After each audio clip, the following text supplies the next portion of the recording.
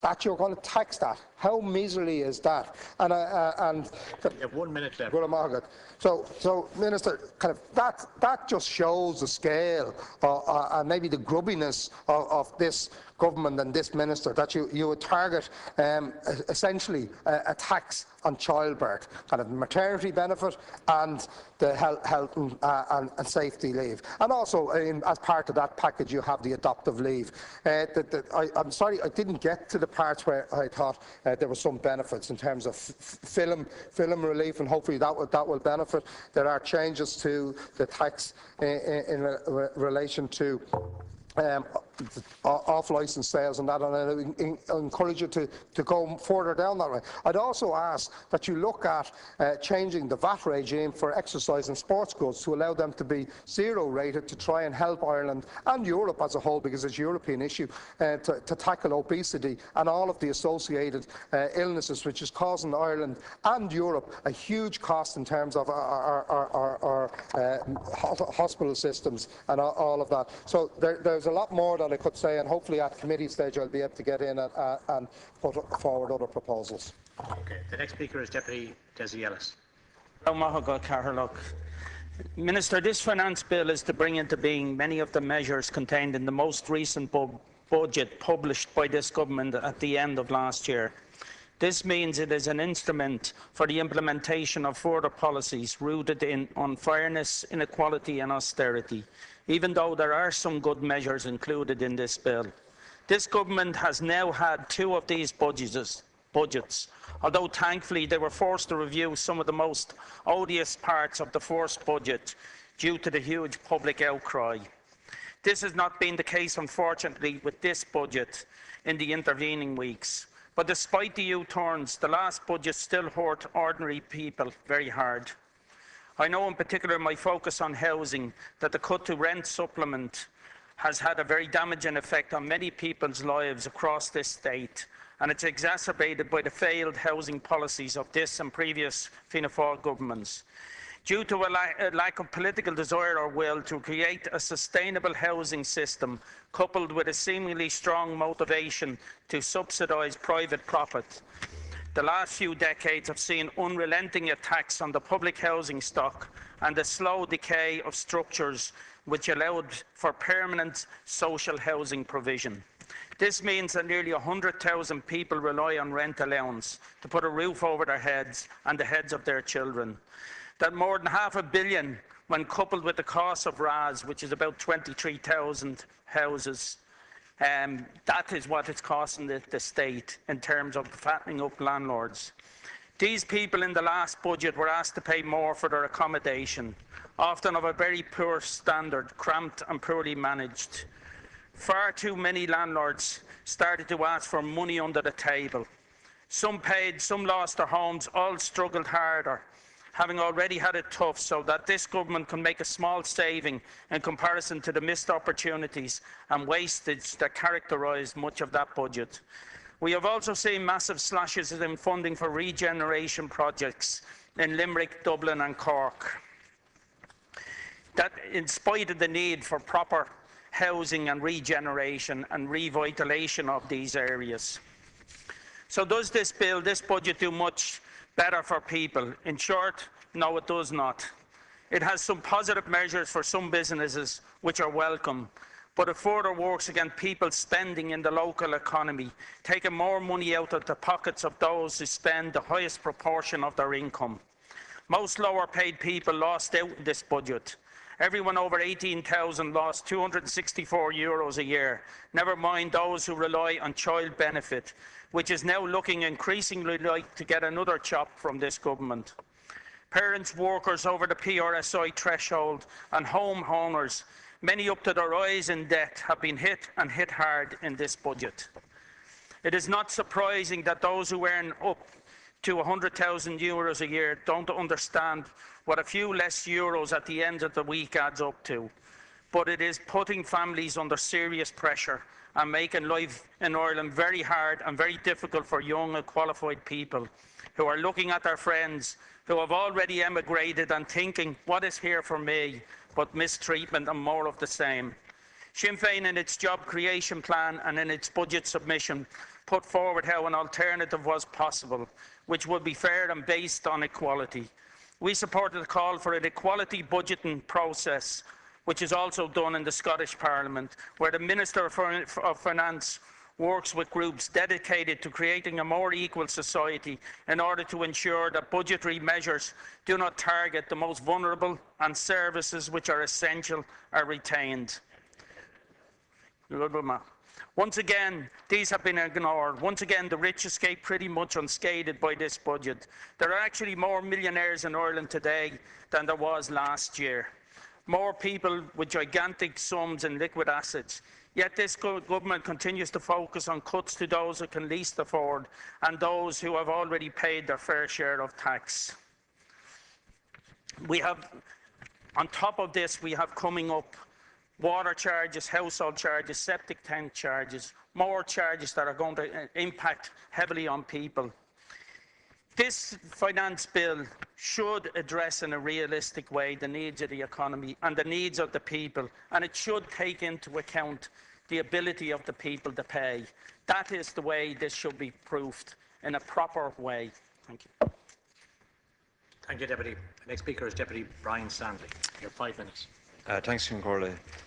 The first thing I want to say is that the bill before us does underpin the sixth austerity budget, a budget that is having a devastating and will have a devastating effect on low and middle income families, on the public and on services and under incomes.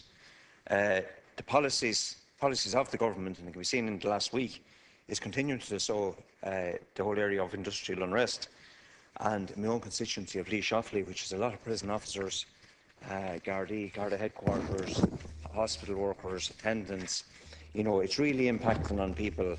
Their headline pay may look good, but by the time all the deductions are taken out, they're left with very little. And those families are getting it more and more difficult to balance the family household budget. The bill provides tax breaks for those that least need them, while the government continue to hammer vulnerable groups. And the PRSI change serves to underline that. It will serve to further strangle the economy by reducing people's incomes. There will be less money to spend in the domestic economy. Yet the issue of upward-only rents hasn't been dealt with. The upward-only rents is a landlord's charter, and it's proven to be a huge obstacle, particularly in provincial towns where there's low footfall in terms of businesses, to maintain the viability of businesses. And I would ask the Minister, I know it's not directly in the bill here today, but I would ask the government to look at this issue again. You know, it's an issue that has to be dealt with. It's an issue that's squeezing the life out of those businesses that are just breaking even, or in some cases just barely hanging in there. I wanted to raise Section 29 of the bill. This provides generous tax breaks for the owners of Georgian houses in the Minister's own constituency, the Minister for Finance's own constituency of Limerick and in Waterford, with a limitless amount where they can claim up to 100% tax breaks on money spent over a 10-year period. And the irony of this is that the government gave a commitment in the programme for government in relation to regeneration, particularly in relation to regeneration in Limerick. Now, very little has happened on that. I can go into detail over what has happened, but time won't allow for that. But we all know that very little has happened there in terms of real regeneration in those areas. But yet you have this tax break, 100% tax break coming in for Georgian houses in the centre of the city.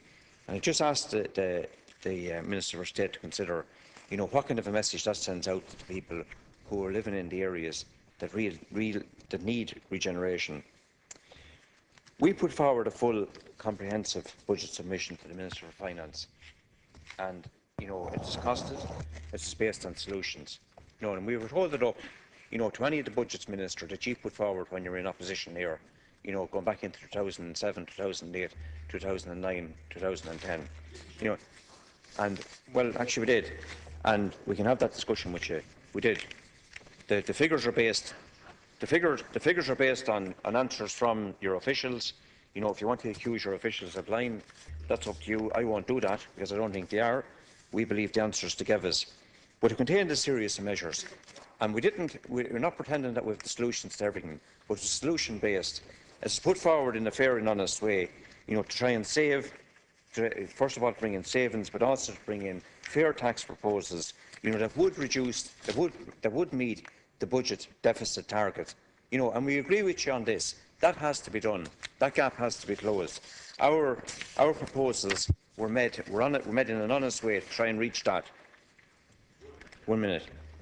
But the difference between our proposals and what's contained in the finance bill in the budget is that what we were trying to do is to be fair and progressive.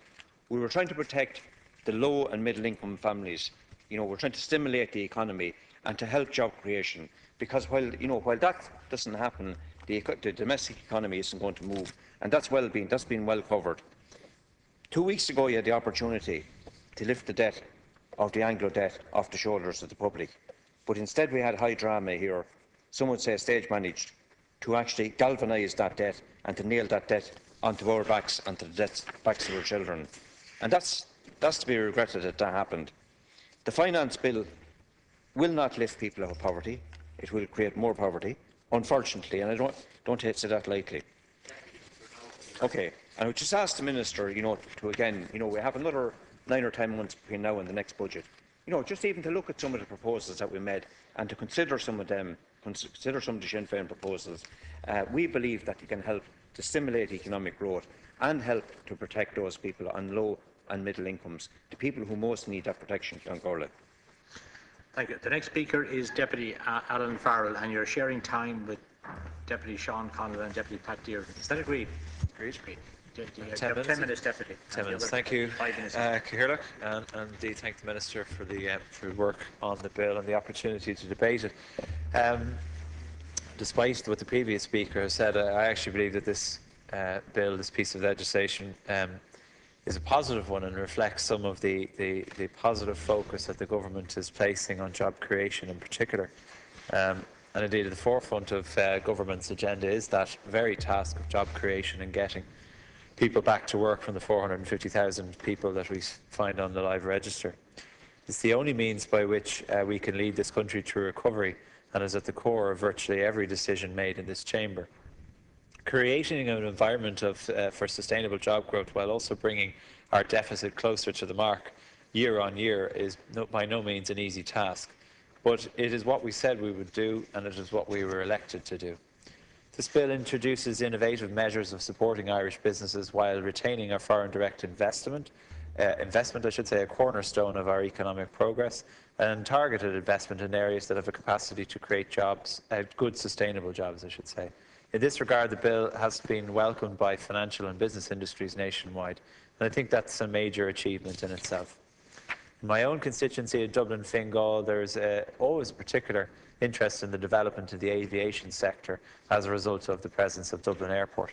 I very much welcome allowances introduced in this bill for the introduction, industrial building allowances for the sector and the provision of an accelerated capital allowance scheme, both of which will encourage expansion of growth for the industry.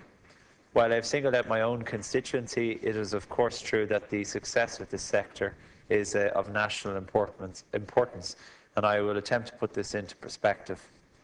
Ireland is the premier global location for aircraft leasing. An aviation sector now manages over half the world's aviation fleet, according to the Federation of Aerospace Enterprises in Ireland, with assets worth over €83 billion. In the last 2 years, passenger numbers have begun to recover at a rate of 2% per annum.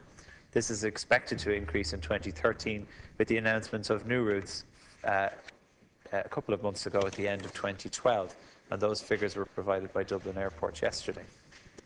According to the 2011 Oxford Economic Report, the aviation sector contributes €4.6 billion to our GDP and an extra €5.3 billion in related benefits through tourism.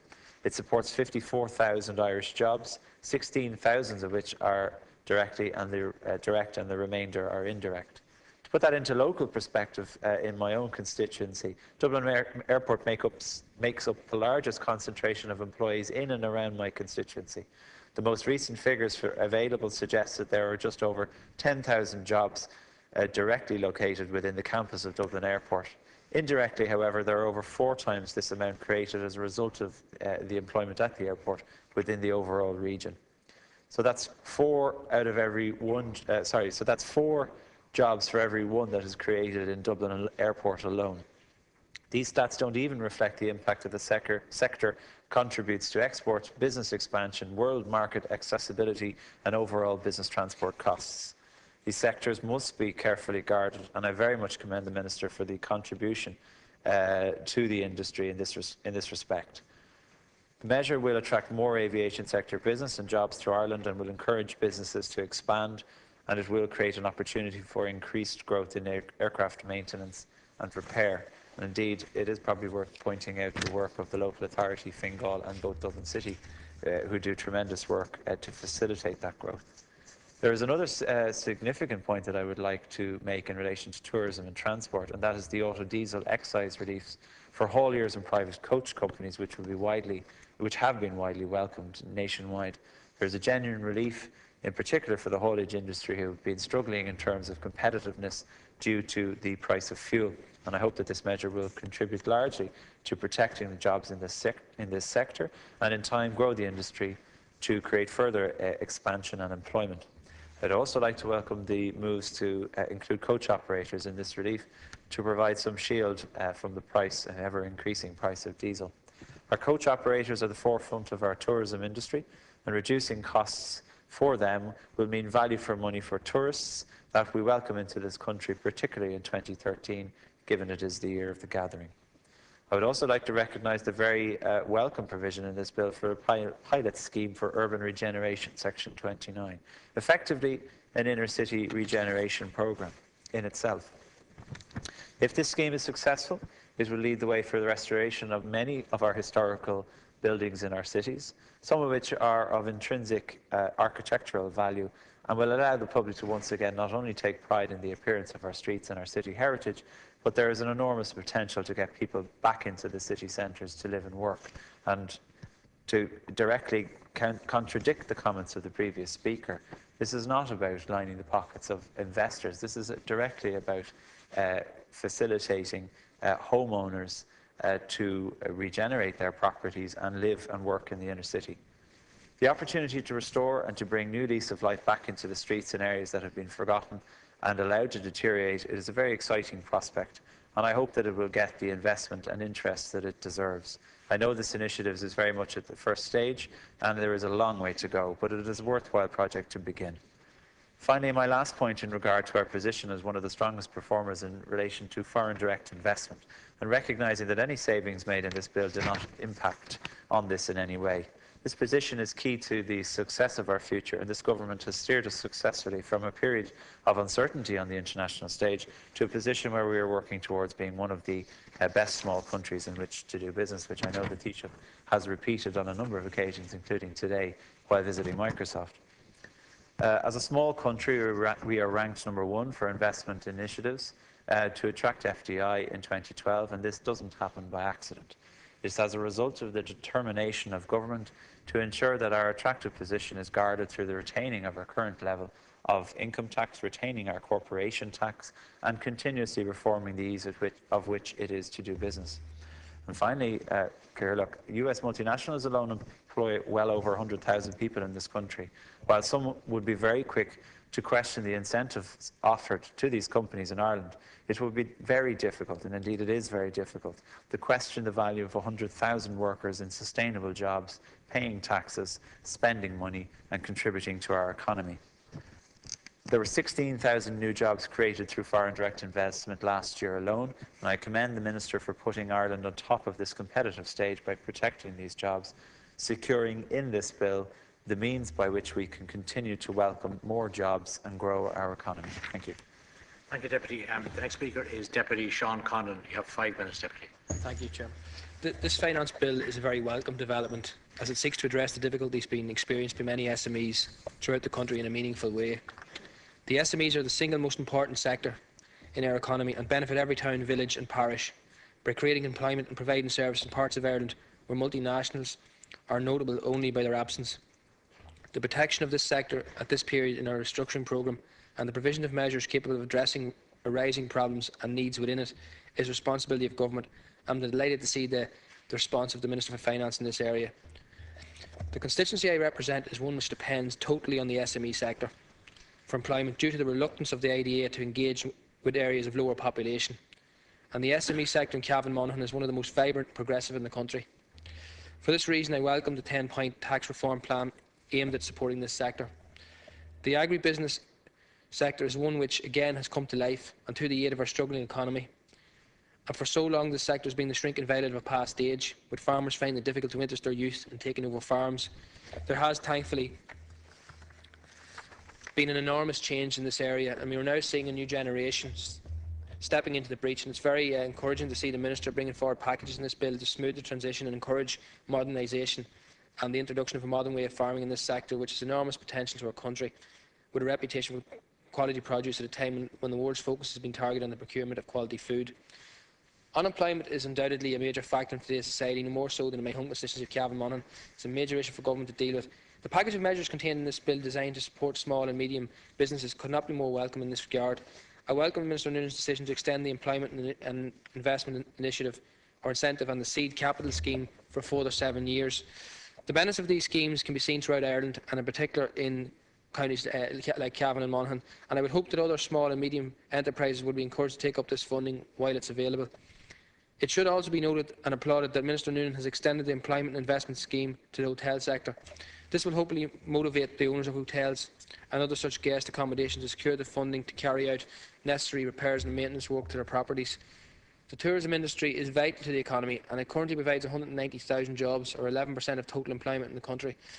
The Cavan Monaghan area has benefited from a large number of tourists coming to the area over the last number of years to partake in the numerous festivals, and I would anticipate that when we welcome back our returning emigrants for the gathering, that we will find reasonably priced accommodation in an excellent state of repair. This is most important in terms of marketing the country. The provision of Section 19 is to be applauded. The extension of stock relief until the end of 2015 will greatly benefit the farming community, especially those in my own constituency of Cavan Monaghan. The inclusion of beef and sheep partnerships will benefit a number of farmers who had unnecessarily lost out on this relief. This also reaffirms and incentivises the benefits of education to young farmers and may encourage them to seek out the grants which would enable them to pursue education. Young farmers need to be nurtured and kept in Ireland to help secure the future of the farming sector, which is vital and an integral part of our economy. Any financial assistance extended to young farmers is money well spent, in my view. Another section of the bill which is important to the farming community is Section 46, which deals with the restructuring of the capital gains tax. Tax relief will now be available to farmers where the proceeds of a sale of farmland are reinvested for restructuring purposes. Exchanges of farmland are also to be included. Of course, all such sales and exchanges will be certified by Teagasc, who will confirm that such transactions were made for the purpose of farm restructuring. This provision should also assist those involved in the thriving agri-food sector, who will now have an opportunity to consolidate and implement more efficient farming systems. It is vitally important that farmers are made aware that this scheme is only scheduled to run until 2015, so that any plans may be considered in the near future. I also very much welcome Sections 48 and 49 of the bill, which provides for repayments for auto diesel used in the course of business by qualifying road hauliers and bus operators. You have 1 minute left. Thank you. I am happy to see that Minister Nunes has extended this relief to bus operators, and hopefully this provision will alleviate some of the pressures associated with running businesses dependent on auto diesel. I know that this sector has suffered greatly as a result of the cost of auto diesel, their main input. I would hope that the relief may incentivise the bus operators to provide new routes and in particular provide more services to the rural communities, particularly in my own counties of Cavan and Monaghan. We hope to welcome a large number of tourists to our county in 2013 as part of the gathering, and it would be a great indictment of this country if the bus transport was in plentiful supply. It would certainly be an improvement. I reiterate in conclusion my approval of the bill, and in particular my appreciation of the provisions specifically dealing with aspects dealing with SMEs, the farming community, hauliers, coach operators, which have long required addressing and which have been ignored by previous administrations. I feel that job creation and job retention in the small and medium business sector, tourism sector and indeed the farming community have been bolstered by the actions of this government and this bill. And this bill is a vital component in those continuing efforts. Thank you, Chairman. Thank you, Deputy. And the next speaker is Deputy Pat Deary. Thank you, Chair Hirlock. I'd like to focus on the positives in this particular bill, of which there are many, and it's been highlighted by some of the previous speakers. I think for the first time in a long number of years, the recognition that the SMEs are going to be crucial to getting the country back into existence and getting our economy going again. In particular, the recognition of the 10-point plan The plan includes measures that will make a real difference for the SME sector, such as reforming the 3-year corporation tax relief for start-up companies, increasing the cash receipts-based threshold for VAT, amending the closed company surcharge to improve cash flow for SMEs, and existing foreign earning deductions for work-related travel in certain additional countries. These are very important to get the country going again. Jobs are what it's all about, and I think these will bear long-term dividends to the country. I'd also like to focus on, I suppose, the agricultural points which are very beneficial in the finance bill. In years gone by, agriculture was thought very little of in this particular country. When we were concentrating on bricks and mortar, agriculture was again, as I say, second class. And for the first time in many, many years, agriculture is seen now as the issue that is going to get the country up and running again. And a number of the initiatives in this particular bill which are very, very important, such as we mentioned previously, and I'd like to mention them again, the capital gains tax relief to enable restructuring, I think is very, very important. The bill also extends the general relief, 25% relief for young farmers. It's very important that we get young farmers back into this country. We have the lowest, one of the lowest, and we're not alone in this particular issue. Within Europe, the lowest age profile of farmers is in this particular country. We need to get that percentage increased so that we will have somebody to pass on the land to make sure that we will be able to achieve our targets. I would say, look forward to 2020. The harvest, 2020 harvest that we have is very, very important. Another important issue that needs to be mentioned also and put on the record is the fact that the discrimination that was involved in the farm partnerships, which was confined to dairying prior to now, it now takes on into the beef and sheep sector, which is also important.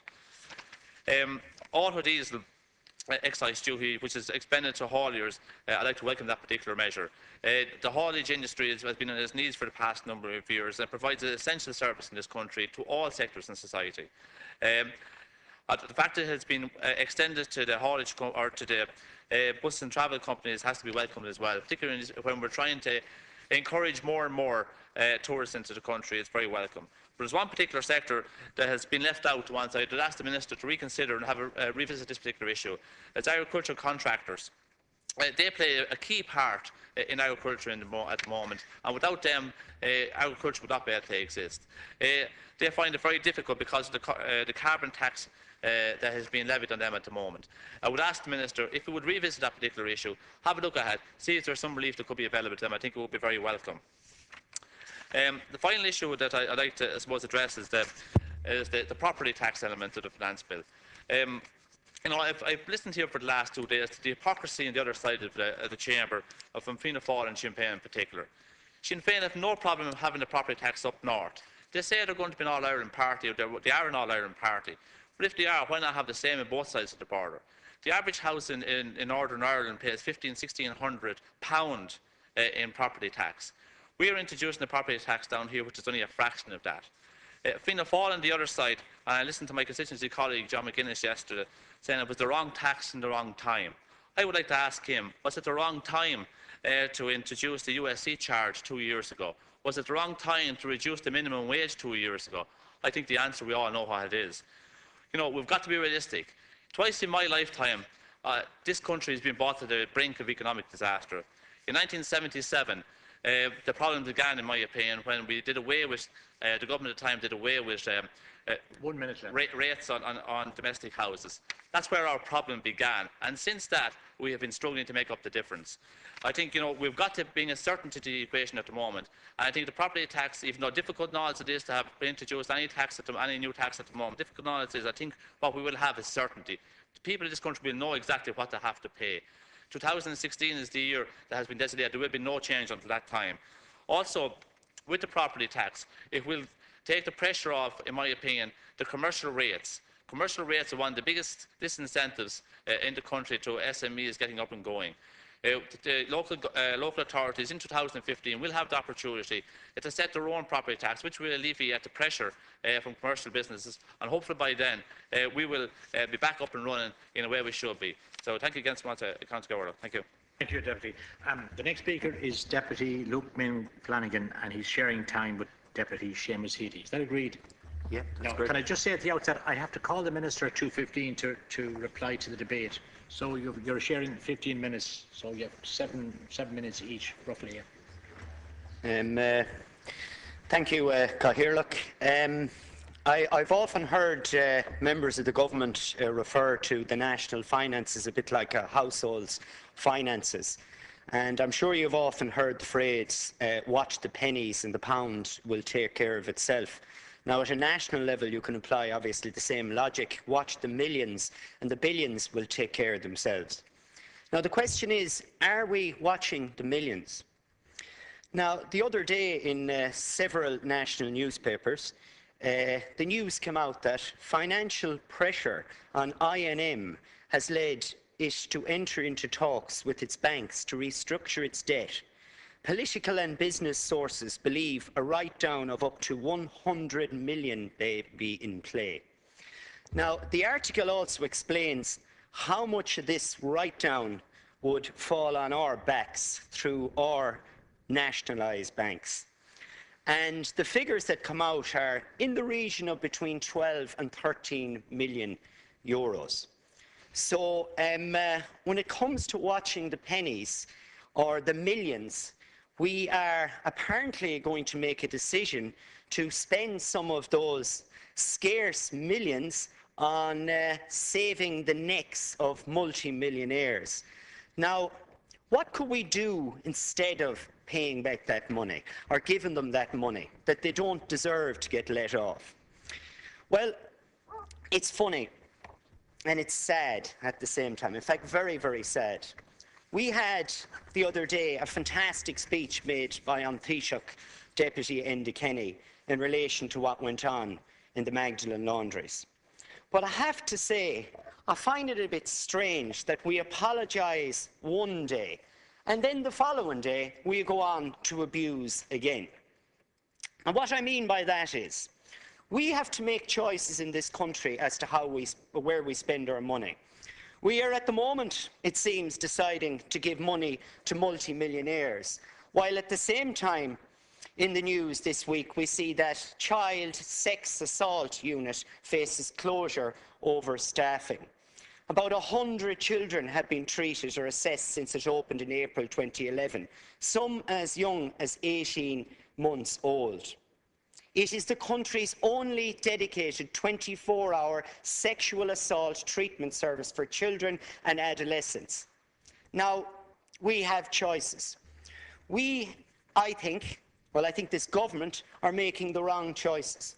We are choosing multi-millionaires before we are choosing taking care of sexually abused children. And we have tears in this chamber then when people apologise for something.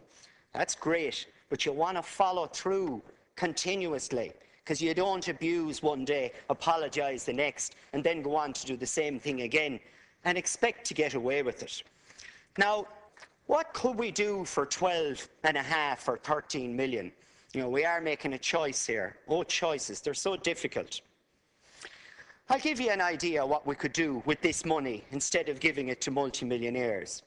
Figures obtained by this particular newspaper show that despite cochlear ear implants for both ears being internationally best practice for children with profound deafness, the HSE does not fund the double procedures.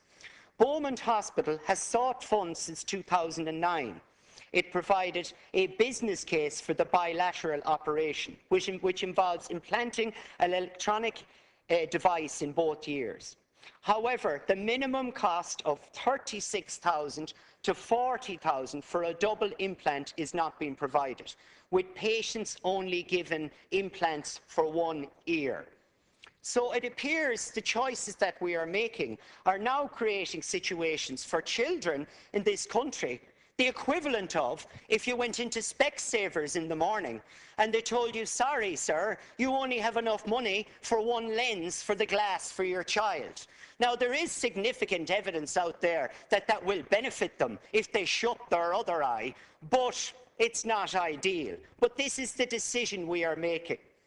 While the unilateral implant greatly improves hearing for profoundly deaf children, the lack of a bilateral service means hearing is still problematic. This is what we're doing to children while we are deciding to pay back the richest people in this country on debts that they took on knowing what they were doing. Advocacy group deafhear.ie said that this meant hearing service improvements such as the newborn screening programme were being hampered. However, Bowman Chief Executive Liam Duffy said that there was little the hospital could do. Bowman Hospital is not funded for bilateral implants. Sure, how could it be? We've got to fund multi-millionaires to get them out of a hole. But recognises it is best practice to perform simultaneous bilateral implants and second implants for those children who have already received one. The hospital has been in contact with the HSE since 2009 regarding the funding necessary for bilateral services and submitted a business case in October 2012. Since the programme commenced 17 years ago, 360 received cochlear implants, with 10 receiving bilateral implants. Currently, 350 children are waiting a second implant. Now, I know we're only a rabble over here and we don't, according to you, really represent anyone, but I have this thing called, it's an amazing piece of technology in my office, it's called a calculator. Okay. And I tapped into the calculator, what would it cost to give good quality hearing to 350 of these children, so that they wouldn't need an SNA assistant in the classroom, so that the state wouldn't need to spend extra money on them, so there wouldn't be a need for a special stereo for them in their classroom. What would we need? Well, guess what? Choices. Oh, choices. We have to make choices. Well, guess what choice you have to make? We have a choice of funding the multi-millionaire media moguls to the tune of 12.5 to 13 million, or we could give a second cochlear ear implant to every single one of these children. Your choice. Make it. The children or the multi-millionaire media moguls. I have a suspicion who you'll go with. Thank you, Deputy. The next speaker is Deputy Seamus Healy. Thank you, Cathaoirleach. Cathaoirleach, this finance bill continues the programme of austerity that this government has embraced since it came to power, having promised and committed otherwise in the election, but it's a continuation of that policy of austerity which they've instigated since they came to power. It targets low and middle income families, it's deeply unjust, it's regressive, and it deepens the divide in Irish society. And it's important to remember what this austerity means. What does it mean in practice? Well, what it means in practice is, and we have figures from the Central Statistics Office very, very recently, not my figures, but it tells us that 7% of our population now live in consistent poverty, up from 4.2%. It tells us that 733,000 people in this country, an increase for the third year on year, are at risk of poverty, up to 16%. It tells us that 90,000 children in this country live in consistent poverty. 90,000 children live in consistent poverty, and that 230,000 children live in relative poverty in this country. And in that situation, we have a Minister for Social Protection, so-called, who cuts child benefit and who very recently instructed community welfare officers the length and breadth of this country not to pay any grant to needy families who need a few bob for their children's communion or confirmation. That is what austerity means. It means that there's 180,000 people in mortgage distress in this country, and it means that 430,000 people, over 50% of them, long-term unemployed in this country, and that, of course, the figure would be much larger but for the 250 persons per day who leave this country to emigrate. And it means that there's no provision in this finance bill which creates employment, none. And figures have been thrown out recently by various government ministers that we have created jobs. Well, the facts from independent assessment by Central Statistics Office, time and time again since this government came to power is that there is a net reduction in jobs in this economy since this government came to power. This is a jobs destruction government, not a job creation government. And the figures are very clear. At the end of last year, there was less people at work in this economy than there were at the previous year, down from 1.845 million in 2011 to 1.841 million in 2012. And this finance bill is predicated on a situation where the government targets for employment is a reduction in employment in 2012, which happened, and stagnation of employment in 2013. And it looks very much like that it will be worse, unfortunately, than stagnation, because to tackle the unemployment problem in this country, we need job creation by the government, not just the creation of the environment. We need job creation by the government, because private enterprise has failed, absolutely failed, and they are on an investment strike and have been for the last number of years. Now we're told also that that there is no choice, but the fact of the matter is that there are choices, and very, very clear choices. And what are the choices? Well, the Minister for Finance very recently told the Dáil here, by way of a reply to a parliamentary question, he said that the top 10,000 incomes in the country had a total annual income of 5.95 billion euros. An average, think of this now, an average of 595,000 euros per annum each. And he also said that the top 1%, a figure of 21,650 high earners, had a gross annual income of 8.742 billion euros, an average of 403,760 euros per annum income. These people are not being targeted, are not being asked for one additional cent in this finance bill. Almost none, and probably none of those, that 1%, that 21,650, work in the public sector. Not even the Taoiseach is included in that figure.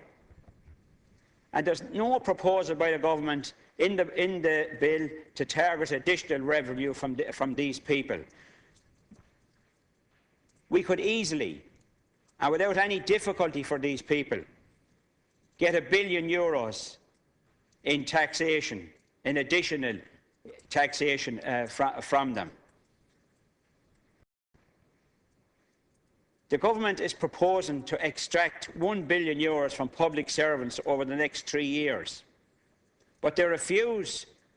These are people, the vast majority of them, on less than the industrial wage, are very close to it. But they won't touch people who have incomes of 595,000 or 403,000 each per annum. Obviously, a government which is supporting the rich and wealthy and powerful in this society. It's the old buddy system, the old system where a small minority, a very small minority of people who are in a golden circle. The other evidence that we have, again from our very own Central Statistics Office, is that net personal assets in this country, and that's not including business assets or farms or homes, net personal assets is now higher than it was back in 2007. And the figures are interesting, Cathaoirleach. In 2007, net personal financial assets, 111,675 million.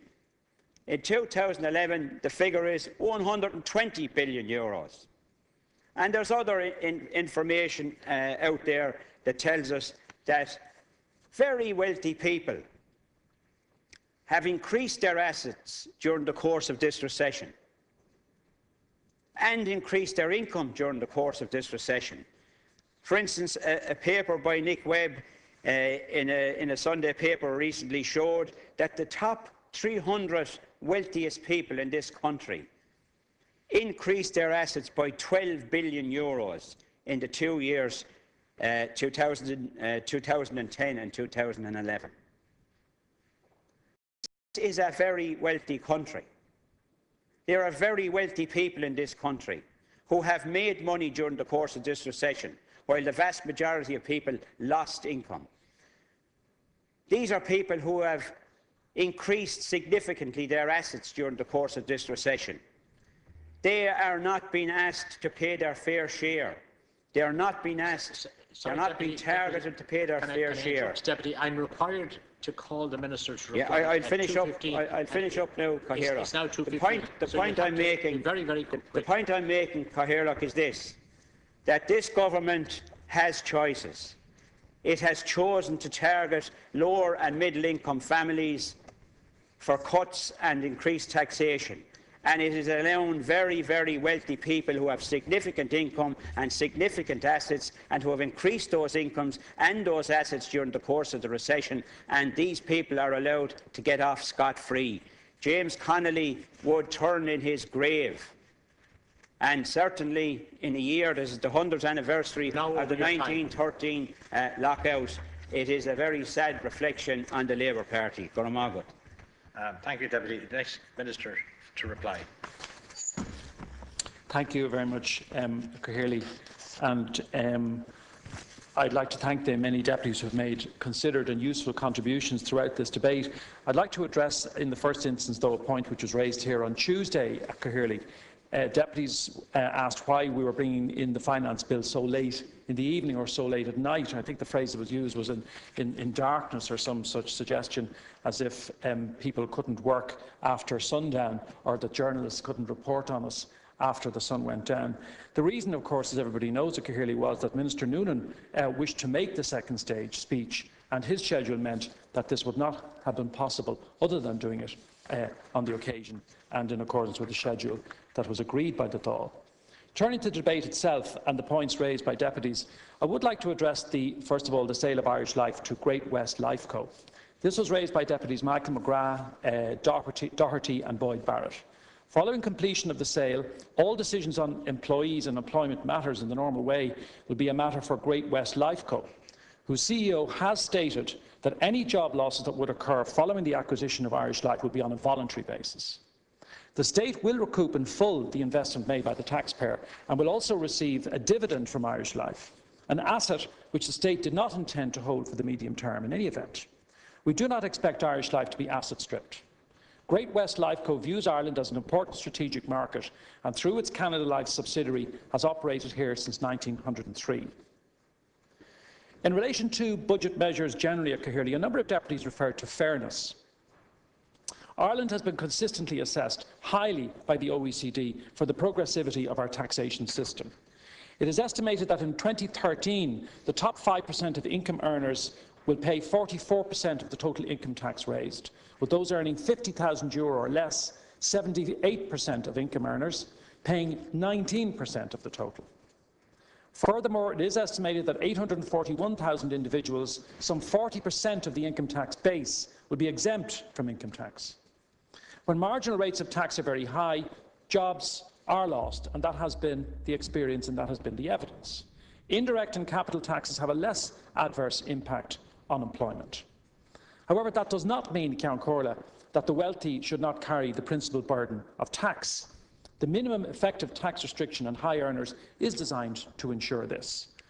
And the question, if I may add, in relation to fairness and in relation to tax justice, is not one that can be resolved simply by dealing with income tax, as I've stated. And there are other taxation measures and other taxation instruments that can and are being taken by this government, which will bring about further fairness and further equality across the board. And I would myself cite the property tax as one such measure, which will tend, it seems to me, and I certainly would argue, to assist in ensuring that there's fairness throughout the tax code. And I do agree that the tax code is an instrument for equality and for the bringing about of equality and fairness, and that's what this government is committed to. And it's not all about income tax. There are other taxes that can achieve those outcomes as well, which seems to be ignored very often by the members opposite, including those who proclaim to be left-wing or to be socialist in their thinking, who seem remarkably, I always think, Count Corla, that one of the great contradictions that have been thrown up, and there have been many by this crisis,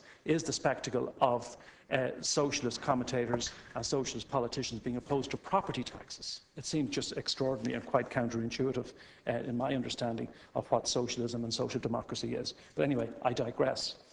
Deputies Michael McGrath and Doherty referred to the lack of a stimulus programme for the domestic economy. In striving to restore sustainability to the public finances, this government has always been mindful of protecting the emerging recovery. We outlined a number of steps in Budget 2013, including a 10-point plan for SMEs. But at the same time, Ireland is in a programme of financial assistance, and we have made firm commitments to bringing down our deficit to sustainable levels by 2015. These we have consistently achieved to date, and we are committed to achieving that objective by that date of 2015. Capital expenditure was addressed, particularly by Deputies Michael McGrath and Doherty. The Minister for Public Expenditure and Reform was determined to avoid further reductions to the capital budget for 2013 over those already agreed as part of the review of public capital programme in 2011. Indeed, a number of adjustments were made which led to the overall ceiling being increased by more than €60 million.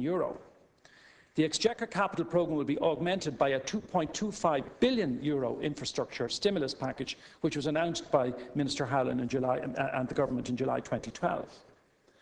Deputies Doherty and Boyd Barrett commented on the effective rate of tax paid by companies in Ireland. It's worth restating that all companies in Ireland pay the standard 12.5% rate on their trading profits generated in Ireland. In general, the ability of companies to lower their worldwide rates of tax using international structures reflects the global context in which all countries operate. And we have seen much commentary and information in relation to these kinds of procedures and techniques that have been used throughout the world in recent times. But, Count Corley, the only way to combat these kinds of arrangements and attempts to circumvent the tax code is for countries to work together to consider how international rules can be amended to ensure fair levels of taxation. It's self-evident that no one country can address that issue on its own. It's simply impossible for that to be done, because this is a set of techniques, as it were, and approaches which is international in its effect and can only be combated through an international approach being taken and a concerted approach being taken. In this regard, Ireland is an active participant in the OECD project on base erosion and profit shifting. In relation to Deputy Ross's repeated suggestion that the rate of corporation tax be reduced, it would be difficult to justify. In fact, I would venture to suggest impossible to justify, Count Corla, as it would have a significant deadweight cost, and any change would contradict the government's stated commitment to the 12.5% rate. In response to the points made by Deputy Michael McGrath, NAMA does not own or operate hotels. NAMA's role in relation to the properties securing its loans is that of a secured lender. Other than properties that have been enforced, all of which are listed on NAMA's website and which are managed by the appointed receivers or administrators, properties including hotels continue to be managed by their existing owners or their professional managers or agents. There are over 900 operating hotels in Ireland, and NAMA has exposure to only 13% of the sector. In relation to Deputy Colreevy's comments about state revenue from oil exploration, this is, as I think anyone with any knowledge of the area will acknowledge, a very expensive business with very significant upfront costs in relation to exploration. And the government policy is based on the need to strike a balance between the need to give sufficient encouragement to those who would search out and extract natural resources and the undoubted need to ensure that the state gets an appropriate return. A number of deputies have referred to the local property tax. The Finance Local Property Tax Amendment Bill 2013 will be considered by the Oireachtas shortly. Deputy Michael McGrath and others suggested that no account has been taken of ability to pay the tax. On the contrary, a range of provisions exists within the LPT Act for exemptions and deferrals which are income related and take account of difficulties faced by people in mortgage distress. A number of deputies have also referred to valuing residential properties prone to flooding. LPT is a self-assessment tax, so in the first instance it is a matter for the property owner to calculate the tax due based on his or her assessment of the market value of the property.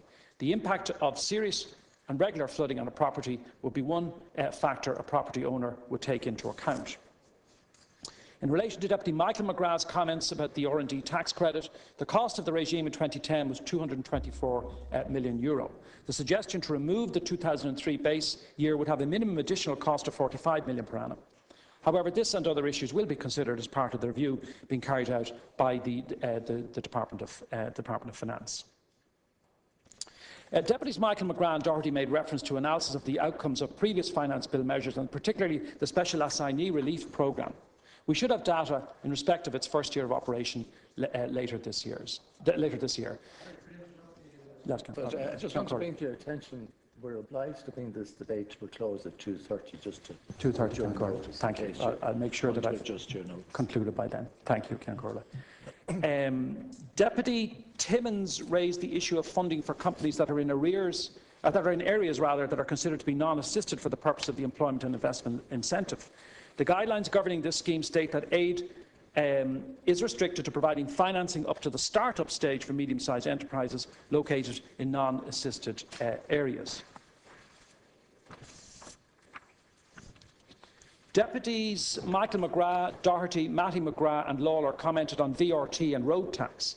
The revised VRT rates and structure were agreed following consultation. The industry has been calling for a second registration period, so it is prudent to monitor the impact of these changes.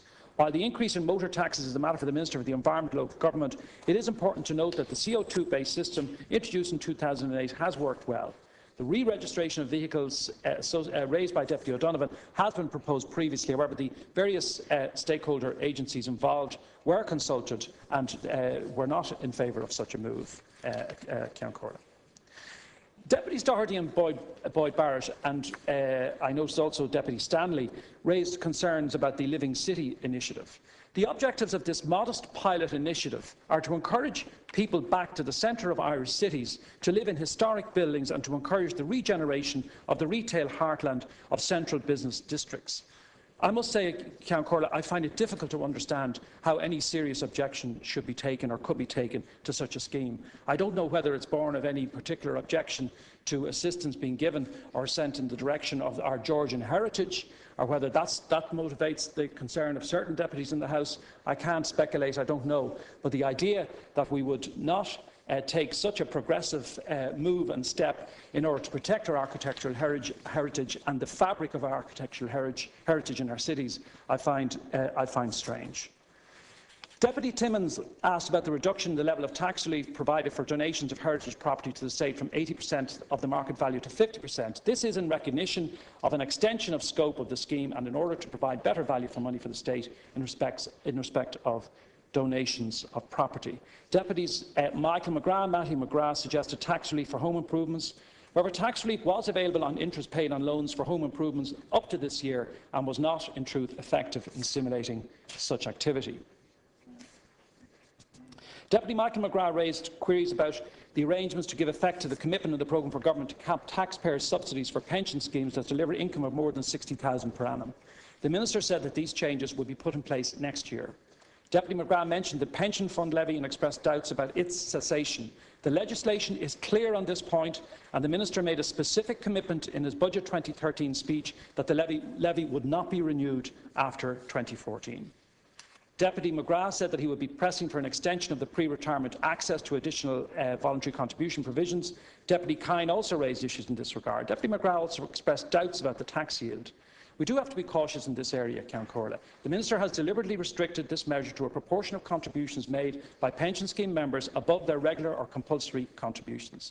The estimates included in the budget arithmetic are based on pension sector figures of the value of AVCs and on the assumption that 10% of those will be encashed over the 3-year period of the access option.